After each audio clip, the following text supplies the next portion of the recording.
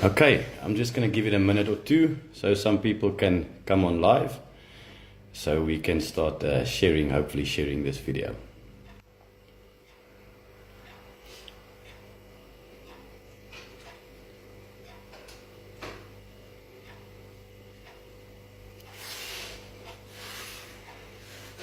Okay.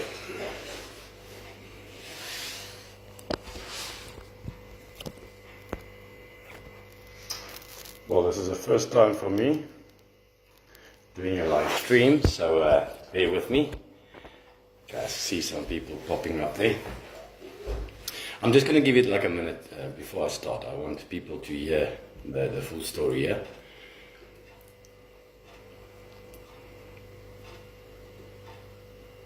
Okay. Just give it a few seconds. Thank you for the people that's live online.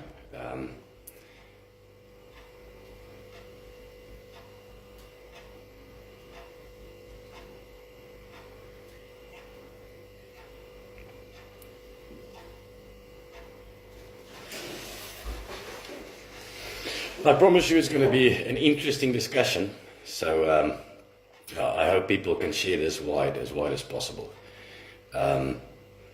My intentions are good, actually, but I do have to get this information out.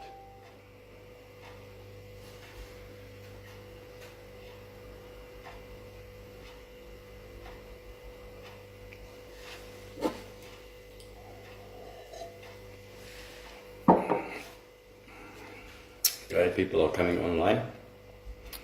Thank you for this.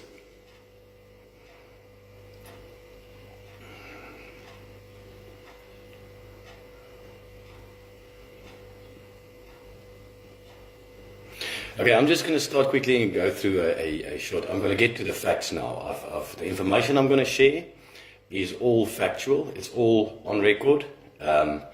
It's available. So I put myself out here, and I say I hope people will share this video so others can see it as well. Everything I state here is fact. It's on record, and people can take me to court for this. I will state the same things, and they can hear it in the factual recordings that I have available.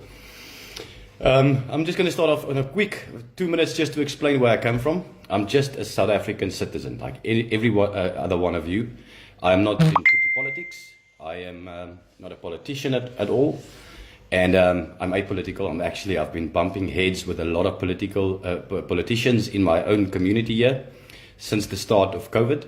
And trying to get a local economy created, trying to get people jobs and assistance. And to date, sorry for that. To date, they've been pouncing on me and giving me a lot of grief for that. They've banned me from all the local groups and whatsoever, which is okay. I did say on my last few posts that I will not stop. I will continue, and I will go as far as I have to reveal and expose them, which I am doing. Okay, so the information I have is it comes a long way. It comes a long way, and it involves very, very big people, politicians, presidents, ex-presidents, ministers, chief justice. Like I said in my preview, I started debating with politicians about 2 years ago. Since COVID, I picked it up a bit, and I crossed lines with a man called Neil de Beer. Okay, so he knows about me as I did release a live video on an Australian channel, a few snippets of the information, on-hand information in his own voice recording was revealed as well. They did contact me afterwards again. They were very angry with me for releasing this information publicly, and because it's sensitive and it does affect every South African. Okay, so just to start on that story of how this cabal and the government and everything works together, how they are intertwined and decide where our country is going and what political system is implemented. Started with this discussion, and Neil revealed a lot of stuff to me. I've actually publicly challenged him on Facebook that because according to him, he's going to become our president in 2024. And it's highly likely, and I will explain why just now. So he revealed that he was a Mkhonto Sizwe spy before 1994. Okay, so first question I have is, how did Neil de Beer, the grandson of the De Beers family, and he's still running their family, he's still the chairman of Debcor today, like he revealed, how did he get into Mkhonto Sizwe pre-94? He was one of the rich families that obviously had lots of National Party support in the apartheid regime as well. They all made lots of money then, and they're still making money now during with this new government. They implemented and helped implement.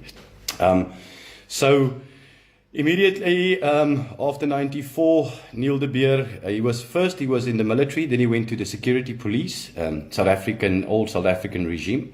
Then he went over to Mkhonto Sizwe, where he became a top spy. There's a book out about him, the Mandela Spies. There's a couple of them. And then he, directly under Jacob Zuma, by the way. Then he joined Thabo Mbeki as an economic advisor. And he started rolling out the NEPAD economic policy throughout Africa, actually. South Africa, and then SADC, and then Africa. So this is direct involvement from the top business families directly in the ANC enclaves pre-94, actually, and then going forward.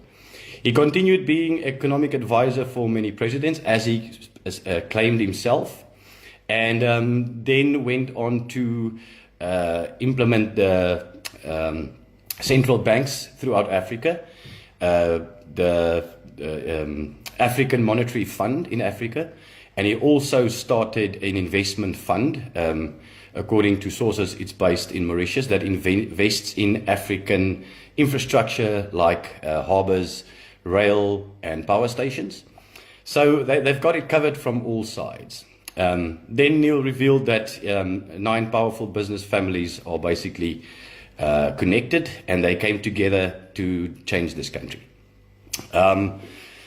That include under a guy called, many of you probably haven't heard some of these names before, under a guy called Michael Louis, which is a powerful banker. He owns banks in Europe, and he owns he's a big landowner as well. And so you mentioned the Ruperts as well, and Graham Power, and all of these 9 powerful business families. Then he went further to reveal very, very serious information that to me is quite a shock.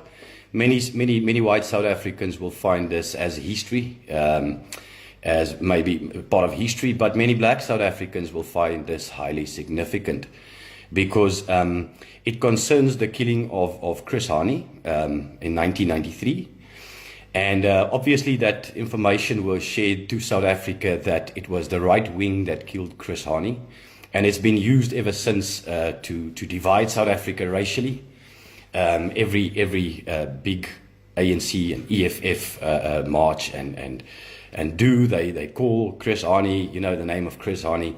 But then I asked Neil bluntly, who killed Chris Hani? Because I believe it was not the right-wing people, or the white people for that matter. And so Neil said immediately, no, it was not. Only 18 people alive at the time knew who killed Chris Hani. So that immediately tells us that it was not the right wing or the white people as claimed. But then he went further to say, I said in the recording, in the discussion, I said, I heard in previous SACP and South African Communist Party functions that they were singing Zuma Tell Us Who Really Killed Chris Hani. So he went ahead and said, okay, 18 people alive knew. Zuma definitely knows, because he was head of Mkhonto Sizwe intelligence at the time, and Neil de Beer worked directly under Jacob Zuma. And he then claimed that he also knows who killed Chris Hani. And that information I want to come out in South Africa, because I need the black people to know that information as well. It was not the white people or the right wing. Maybe they are the ones, Clive Derby-Lewis and Janus Wallus were the ones that pulled the trigger, but they were not the one that called the shots to kill Chris Hani. And I believe Chris Hani was in the way. If you look at his public statements and information about him, he was very critical of the ANC at the time. meeting with, another thing he revealed very clearly is Mr. De Beer refers to Evie de Klerk and Rolf Meyer and these people as traitors.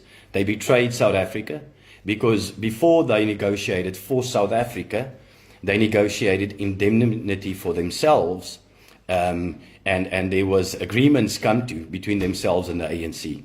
And Chris Hani was very critical of this. And he mentioned publicly, if the ANC struggle heroes, or the people that struggled, ends up driving Mercedes-Benzes and live in palaces, then the entire struggle will be lost, which basically it is. So this is also why Jacob Zuma comes out every now and then. I believe he was caught with his hand too deep in the cookie jar. And now he sits with this tool and some of these secrets, and he's threatening the ANC. If he goes down, obviously he's got nothing to lose. Then he will make this public and he will bring a lot of people down with him.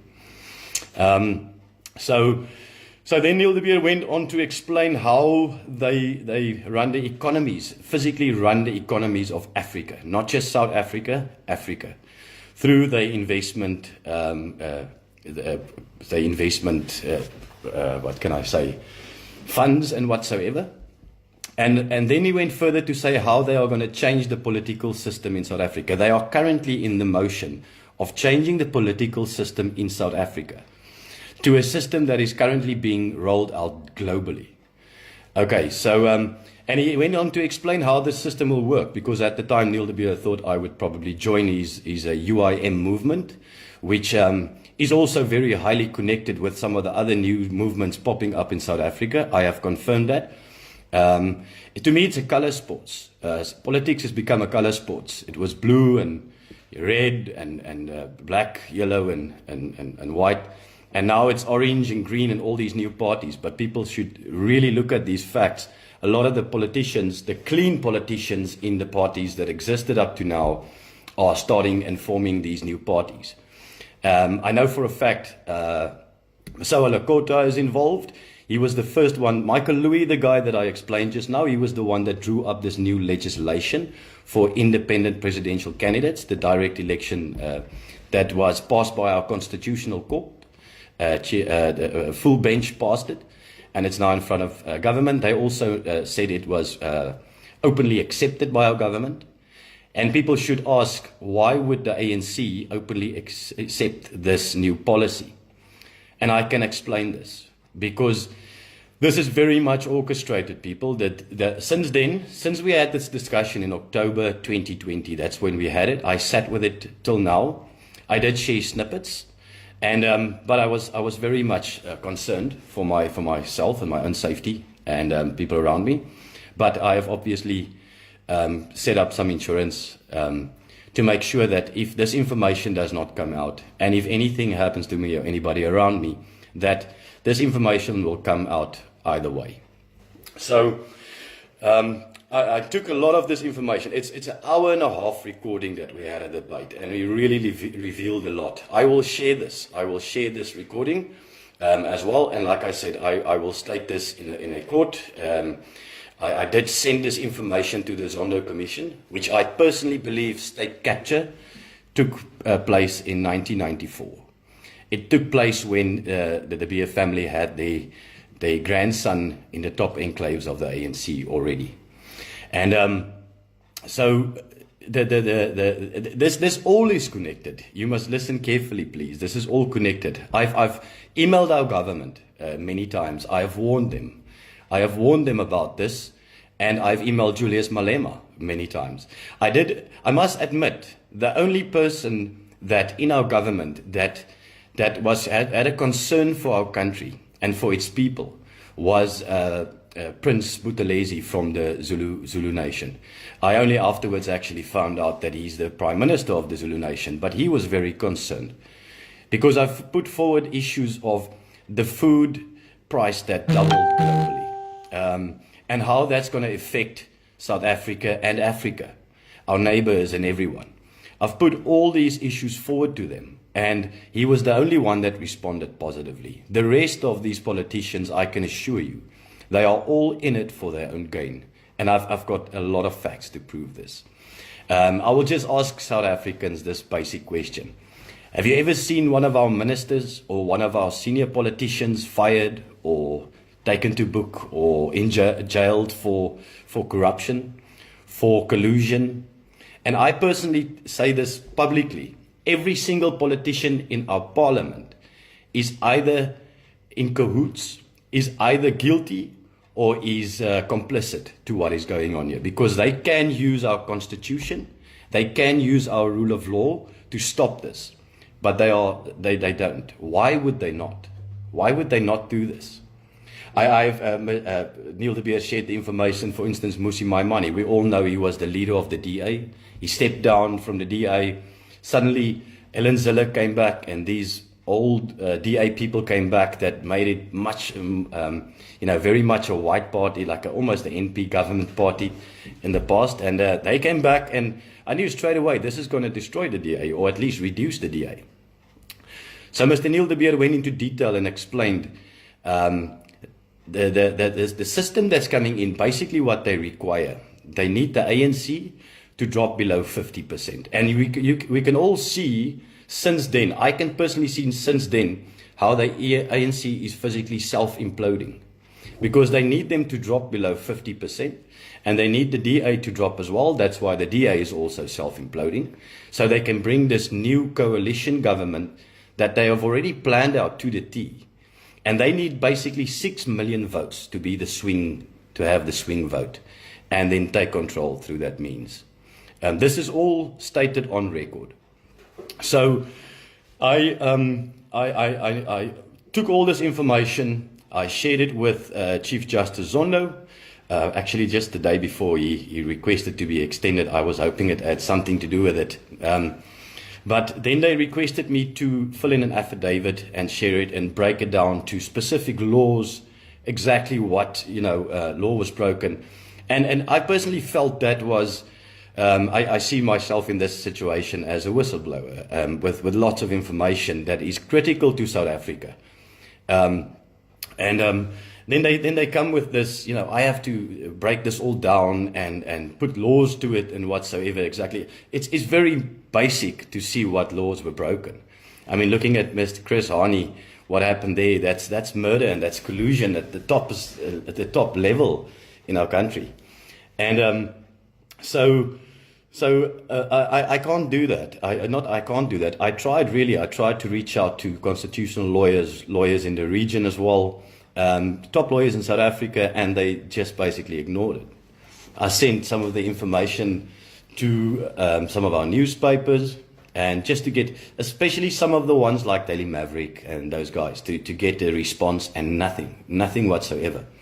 So then obviously I looked at Mr. Rupert and his role in this. I looked at the fact that all the mainstream media published that Rupert threatened to stop funding to the ANC and requested that they start acting and arresting people on corruption. This was public in mainstream news. So I doubt that is fake news. If it is fake news, then we have a serious crisis with our news media in this country. Because it's also owned. It's definitely owned. I mean, I just look at Mr. Rupert. He's highly involved in e-news as well. He's got a big stake there. He's actually got a big stake in South Africa, the whole country, the food supply, the minerals, the whole country. And how these guys collude and operate, it really gets to me. And I believe South Africans should stand up to this. If these guys implement the system they have planned, and it's all very deceptive. It's really all very deceptive. The chaos that ensues currently on the go and ensues in our country are all orchestrated. And we will come to a point that whatever system they put forward, which they planned, we will accept with open arms. And by that time, we will basically have no means to fight it. We will have no means to fight it. So the only time to fight this is now. So why I said this goes for every South African in the country is I think we should start looking at this logically. 1994, people started looking at working together and taking this country forward because we're logical people. We're 60 million people in this country. 40 million is not going to go. 5 million, 4.5 million has got to go, not going to go and go anywhere. or go down. So we needed to find solutions, and South Africans were never given that opportunity to find solutions. All these things that's brought in front of us, listen to Julius Malema with this land issue. All this time, this land issue. And now this last few times on his public podium, he clearly states that all land will be owned by the state. Now my question is, who owns the state? They will physically own the land. They will physically own the food supply in this country. At the moment, I can promise South Africans, they own the politics, all sides of the politics. It gives us option to choose whatever they put forward there. If it's ANC, if it's DA, it's all controlled by the same people. So what I will request with this information, like I said, any single one of you can test me on facts. I can share, if you request, I can share the audio to you. I was contacted back after I shared snippets. I was threatened, my life was threatened. I was told I was going to get killed and I was going to get hurt and all of these things. And so I did touch some nerves. I know for a fact I was told I touched some nerves, not just in South Africa, but outside as well, with what I shared. And so I will get this information out publicly. And I want it to be tested. I want these people, these same people that's been involved since apartheid, they made money out of this country and they're still making money. And now they're going to take over control in this country. I can assure you guys that guy is pretty confident in everything that he says, everything that is planned, that he will become the president in 2024. And people will accept that. And because of his struggle credentials, the fact that he was in ANC Contour Sizwe, he will be accepted from that side. And because he's got this new he's turned out over this new leaf, and he's walking around with God left, right, and center on his lips, that all the white South Africans will also accept that, which I see them do a lot. He's got a lot of followers, and it's growing, especially Afrikaans people and white people that are concerned for our country and where this is going. So that is basically the message that I have. I say this very clearly, like I said. Let me just check, put a couple of things down here, if I missed anything. I will make that audios public. There's both of them, the one that I shared and also the response after I shared that was very angry. And actually it revealed some more information of who these people are. Okay. So yeah, that's it. I'm going to keep on pushing forward with this. I will get this in front of Zondo Commission. I will get them to look into this, because getting all technicalities and technicalities to basically shun this, it's not going to stop me. I promised our government I will leave no stone unturned to bring peace to this country, to stop the murders, to stop all the hatred and racism, blatant racism. And nobody else is fueling this except for politicians. Listen, it comes from our government, from our politicians, from their podiums. It's blatant racism over and over and over. And I warn South Africans today, if this is not stopped, if we don't do something, all races and all cultures, if we don't do something to stop this, it's going to end up in chaos in this country soon. And that will be bad for every single one of us.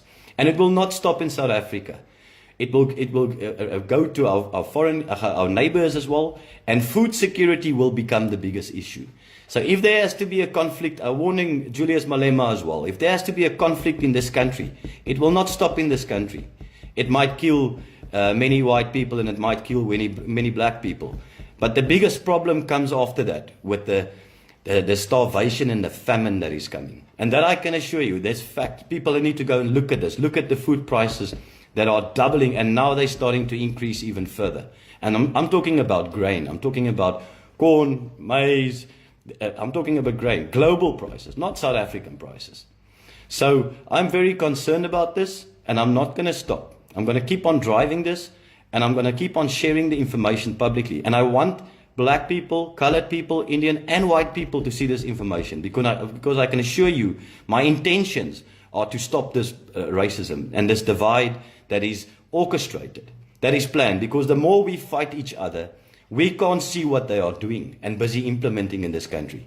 We all see the laws changing. There's laws now. You cannot even say you can't even share your opinion publicly anymore. Then you can be taken to court. Now, I requested, because they threatened to take me to court after my initial video release. They threatened to take me to court, and I said, please do, because that will give me a platform to share all this information publicly. Because I need to share this information. I've got it from the horse's mouth. It's not me saying it. I've asked maybe 3-4 questions in an hour and a half's recorded phone call. And everything makes total sense, people. I promise you that. And I want the rich white people in this country, with their control, must come and explain to South Africans what they are doing to this country. Because they're the only ones gaining. Them and the political cabal, the political connections in this country. President Cyril Ramaphosa, in the emails I've asked him, I've actually did mention dishonorable members in my email, and asked them, what are their intentions? Cyril Ramaphosa became a billionaire in this country out of black people suffering. There's no other explanation for that. BEE contracts on the board of major companies, director of major companies. He was involved in Marikana at the time. He was on the board of directors at the time when Marikana went down. And nothing that just gets swept under the carpet. And white South Africans gets blamed for everything. I'm proud to be a white South African.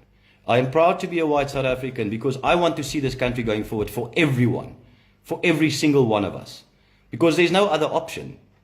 The only other option available, people, is conflict in the end. The way these people are going on and what they've got planned for this country. We will own nothing soon. We will really own nothing soon. They are taking total control of us. Okay, I hope this reaches a lot of people.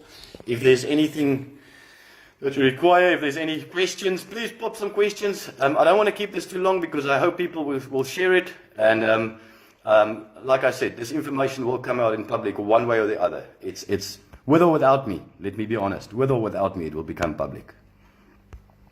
Okay. So I hope to talk soon. I will be sharing some more information. What I'll do is I'll break down the call, the audio call. It's very long, like I said, more than 90 minutes. So I'll break down the specific sections that are important, and I will release it one by one. I'll make it public so people can share it and hear with their own ears and see with their own eyes what is going on here. Okay, the fact that Chris Hani was murdered by politicians, and I strongly believe it was not just the ANC involved. At the time, elder people will remember what transpired there. So please stay. I've got tons and tons of friend requests from hundreds of people already. I cannot accept all, obviously, but I will share this information and I'll keep on making it public from today onwards. I thank you for your time, and I trust this goes the right way because it's really, honestly, intended to help save our country and not to destroy it any further. Thank you.